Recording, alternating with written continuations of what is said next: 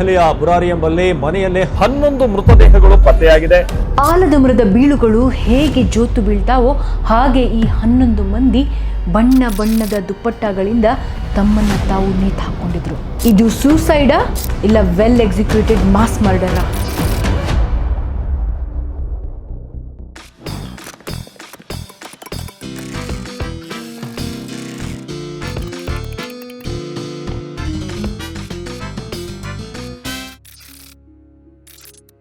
Truth is stranger than fiction ಅಂತ ಹೇಳ್ತಾರೆ. ಕೆಲವೊಂದ್ಸಲ ನಿಜ ಜೀವನದಲ್ಲಿ ನಡೆಯುವಂತಹ ಘಟನೆಗಳು ಎಷ್ಟು ವಿಚಿತ್ರವಾಗಿರುತ್ತೆ ಅಂದರೆ ಅಂಥದ್ದನ್ನು ನಾವು ಸಿನಿಮಾದಲ್ಲೂ ನೋಡಿರಲ್ಲ, ಕಾದಂಬರಿಯಲ್ಲೂ ಓದಿರಲ್ಲ.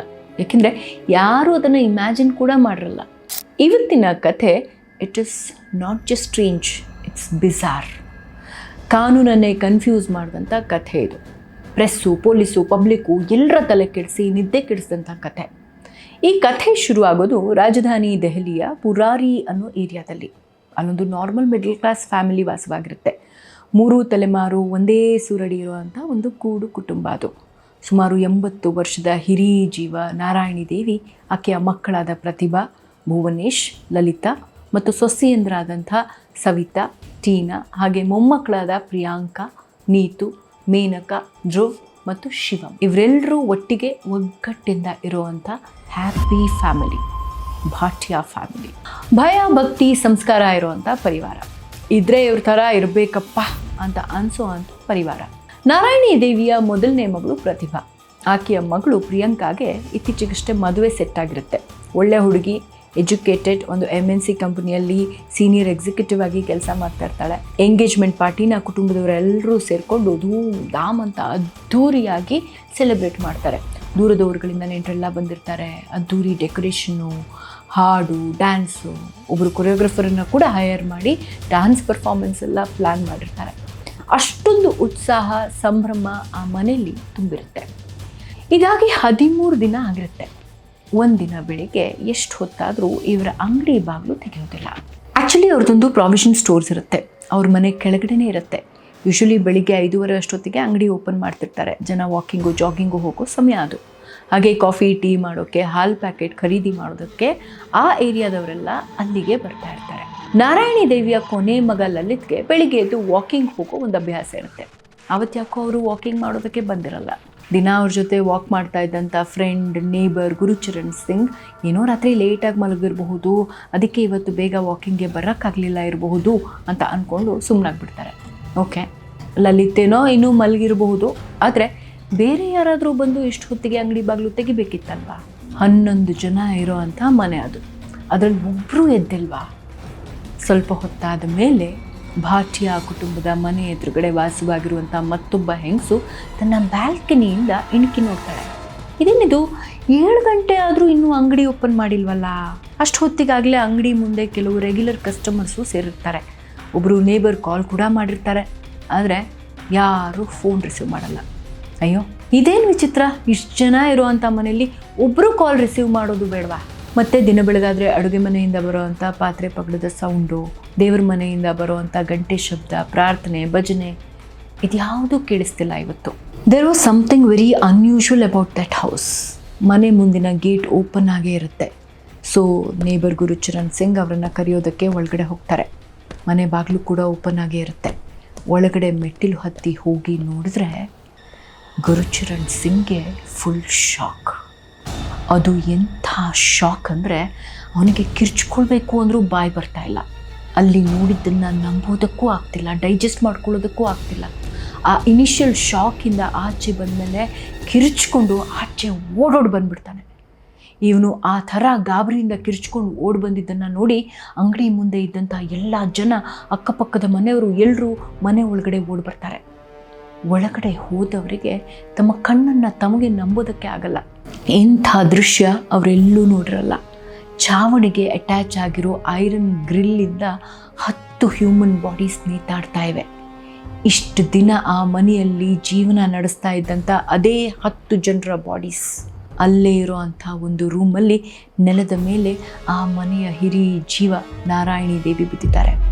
ಹತ್ತಿರ ಹೋಗಿ ಚೆಕ್ ಮಾಡಿದಾಗ ಗೊತ್ತಾಗುತ್ತೆ, ಆಕೆಯ ಉಸಿರು ನಿಂತು ಹೋಗಿದೆ. ಅವರ ಕೈಗಳಿಗೆ ಹಗ್ಗ ಕಟ್ಟಿ ಬಿದ್ದಿದ್ದಾರೆ. ಟೈಟಾಗಿ ಬಿದ್ದಿರೋದ್ರಿಂದ ಆಗಿರೋ ಇಂಜುರಿ ಮಾರ್ಕ್ಸ್ ಕಾಣಿಸ್ತಾ ಇದೆ. ಅವ್ರ ಬಾಯಿಗೆ ಬಟ್ಟೆ ಕಟ್ಟಿದ್ದಾರೆ, ಕಣ್ಣಿಗೂ ಪಟ್ಟಿ ಕಟ್ಟಿದ್ದಾರೆ, ಮತ್ತು ಕಿವಿಯಲ್ಲಿ ಕಾಟನ್ ಬಾಲ್ಸ್ ಕೂಡ ಇದೆ. ಆಕೆಗೆ ಮಾತ್ರ ಅಲ್ಲ, ಅಲ್ಲಿ ನೇತಾಡ್ತಾ ಇರೋವಂಥ ಎಲ್ಲ ಬಾಡೀಸ್ಗೂ, ಈವನ್ ಚಿಕ್ಕ ಚಿಕ್ಕ ಮಕ್ಕಳೇನಿದ್ರು ಅವ್ರಿಗೂ ಕೂಡ ಅದೇ ಥರ ಮಾಡಿದ್ದಾರೆ. ತಕ್ಷಣ ಅಲ್ಲಿದ್ದವರು ಒಬ್ಬರು ಪೊಲೀಸ್ಗೆ ಕಾಲ್ ಮಾಡ್ತಾರೆ. ಅಷ್ಟೊತ್ತಿಗೆ ಆಗಲೇ ಅಲ್ಲಿ ಸೇರಿದಂಥ ಜನರು ಆ ಭಯಾನಕ ಸೀನ್ನ ವಿಡಿಯೋ ಮಾಡಿ ಸೋಷಿಯಲ್ ಮೀಡಿಯಾದಲ್ಲೆಲ್ಲ ಪೋಸ್ಟ್ ಮಾಡಿಬಿಟ್ಟಿರ್ತಾರೆ. ಪೊಲೀಸ್ ಆ ಜಾಗಕ್ಕೆ ಬರೋಕ್ಕೆ ಮುಂಚೆನೇ ಆ ವಿಡಿಯೋ ವೈರಲ್ ಆಗಿಬಿಟ್ಟಿರುತ್ತೆ.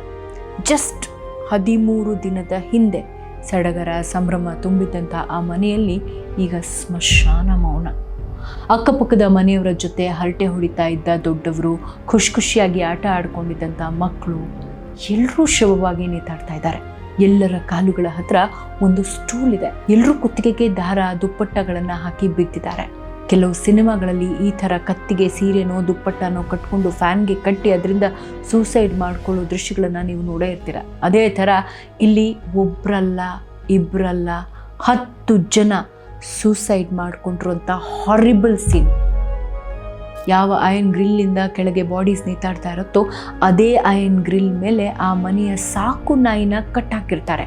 ಅದಕ್ಕೆ ಎಚ್ಚರ ಆದ ತಕ್ಷಣ ಜೋರಾಗಿ ಬೊಗಳಕ್ಕೆ ಶುರು ಮಾಡುತ್ತೆ. ಅಷ್ಟರಲ್ಲಿ ಪೊಲೀಸ್ ಅಲ್ಲಿಗೆ ಎಂಟ್ರಿ ಕೊಡ್ತಾರೆ. ಫಸ್ಟು ಬರೀ ಕಾನ್ಸ್ಟೇಬಲ್ ಮಾತ್ರ ಬಂದಿರ್ತಾರೆ. ಬಟ್ ಬಂದಿರೋ ಕಾನ್ಸ್ಟೇಬಲ್ಸ್ ಕೂಡ ಈ ದೃಶ್ಯ ನೋಡಿ ನಡಗೋಗ್ಬಿಡ್ತಾರೆ. ಅವರ ಸೀನಿಯರ್ ಆಫೀಸರ್ಗೆ ಕಾಲ್ ಮಾಡ್ತಾರೆ. ನೈಟ್ ಡ್ಯೂಟಿ ಮುಗಿಸಿ ತಾನೇ ನಿದ್ದೆಗೆ ಜಾರ್ತಾ ಇದ್ದ ಆಫೀಸರ್ಗೆ ಈ ಸುದ್ದಿ ಕೇಳಿ ನಿದ್ದೆನೇ ಹಾರೋಗುತ್ತೆ. ಆ ಜಾಗನ ಮೊದಲು ಸೀಲ್ ಮಾಡಿ, ಯಾವ ಸಾಕ್ಷಿ, ಯಾವ ಒಂದು ಸಣ್ಣ ಕ್ಲೂ ಕೂಡ ಮಿಸ್ ಆಗಬಾರ್ದು, ಯಾರಿಗೂ ಒಳಗಡೆ ಹೋಗೋಕ್ಕೆ ಬಿಡಬೇಡಿ ಅಂತ ಹೇಳಿ ಇಮಿಡಿಯೇಟ್ ಅವರು ಅಲ್ಲಿಗೆ ಹೊರಟು ಬರ್ತಾರೆ. ಅದೆಷ್ಟೋ ಕ್ರೈಮ್ ಸೀನ್, ಸೂಸೈಡ್ ಕೇಸನ್ನು ನೋಡಿರುವಂಥ ಪೊಲೀಸ್ ಆಫೀಸರ್ಗೂ ಇದು ವಿಚಿತ್ರದಲ್ಲಿ ವಿಚಿತ್ರ ಅನಿಸುತ್ತೆ.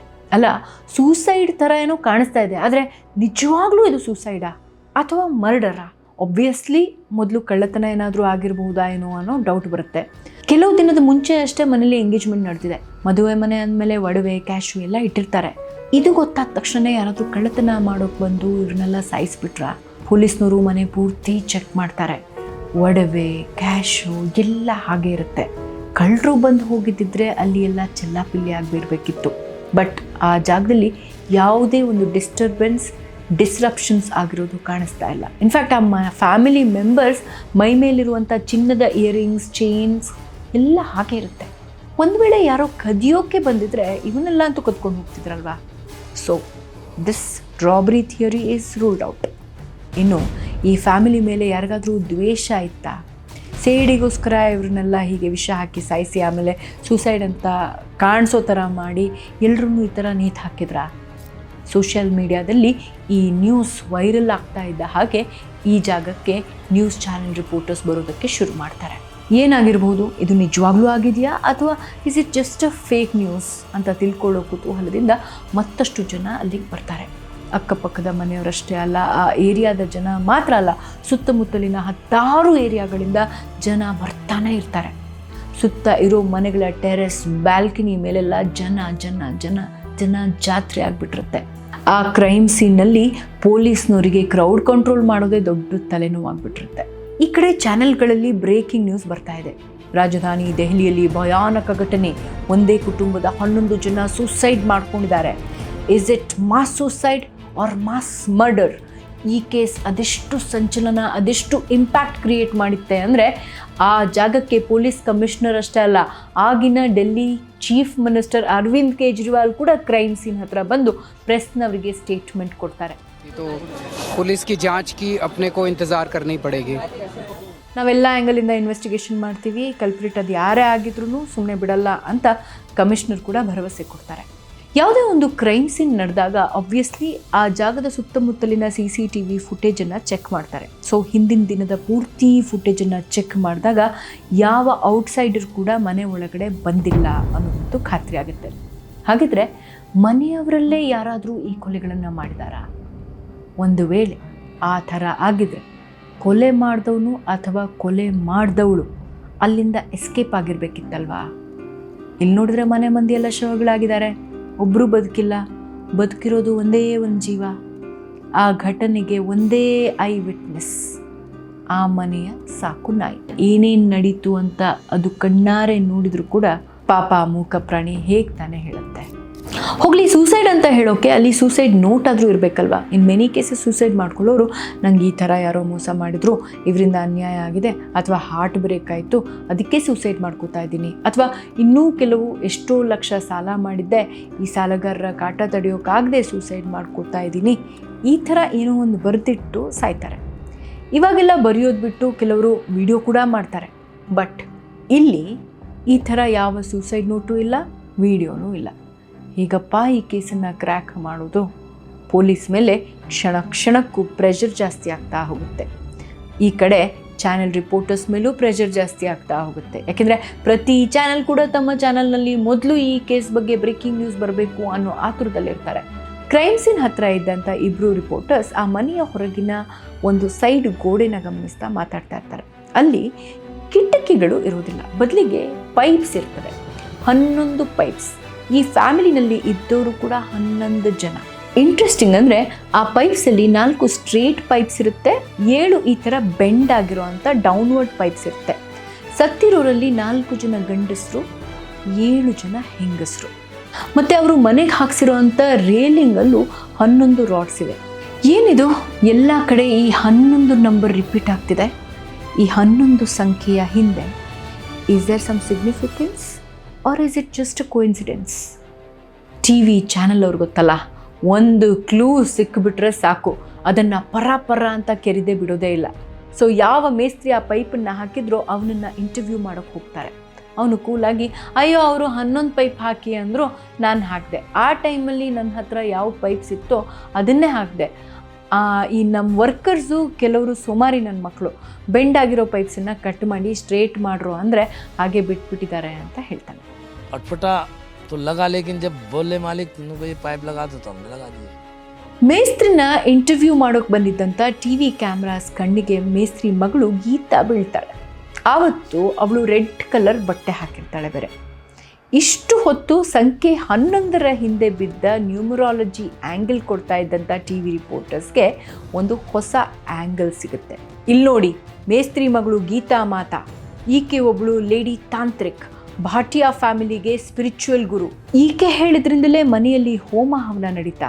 ಅಷ್ಟೊತ್ತಿಗಾಗಲೇ ಪೊಲೀಸ್ ಇನ್ವೆಸ್ಟಿಗೇಷನಿಂದ ಹಿಂದಿನ ದಿನ ಆ ಮನೆಯಲ್ಲಿ ಯಾವುದೋ ಪೂಜಾ ಕಾರ್ಯ, ಹೋಮ ಹವನ ಥರದ್ದೇನೋ ನಡೆದಿರೋ ಅಂಥದ್ದು ಗೊತ್ತಾಗುತ್ತೆ. ಸೊ ಅದಕ್ಕೂ ಈಕೆಗೂ ಲಿಂಕ್ ಇದೆಯಾ ಅನ್ನೋ ಥರ ಹೇಳ್ತಾ ಇರ್ತಾರೆ ಮೀಡಿಯಾದವರು. ಹಾಗಾದರೆ ನಿಜವಾಗ್ಲೂ ಆ ಲಿಂಕ್ ಇತ್ತಾ? ಈ ಗೀತಾಗೂ ಭಾಟಿಯಾ ಫ್ಯಾಮಿಲಿಗೂ ಏನಾದರೂ ಸಂಬಂಧ ಇತ್ತಾ?